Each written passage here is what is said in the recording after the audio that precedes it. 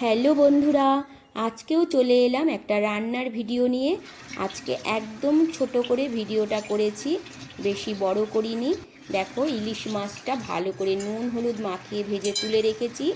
এবার মাছ ভাজা তেলের মধ্যেই দিয়ে দিয়েছি কালো জিরে, দিয়ে তারপর বেগুনগুলো দিয়ে দিলাম। বেগুন দিয়ে পরিমাণ মতো দিয়ে দিয়েছি নুন আর হলুদ। নুন হলুদ দিয়ে ভালো করে ভেজে নিয়েছি। নিয়ে তারপর কয়েকটা কাঁচা লঙ্কা দিয়ে দিলাম। কাঁচা লঙ্কাগুলো দিয়ে আবারও একটু বেগুনটা ভালো করে ভেজে নিলাম। নিয়ে এবার দিয়ে দিচ্ছি পরিমাণ মতো জল। জলটা একটু ফুটতে দেব। ফুটে গেছে, দেখো ঝোলটা একদম।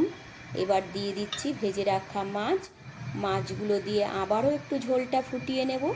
তাহলেই আজকে রান্না রেডি হয়ে গেল, বেগুন দিয়ে ইলিশ মাছের পাতলা ঝোল। এরকম ঝোল তোমরা কে কে খেতে ভালোবাসো অবশ্যই জানিও। আবারও তোমাদের সাথে দেখা হবে অন্য একটা রান্নার ভিডিও নিয়ে।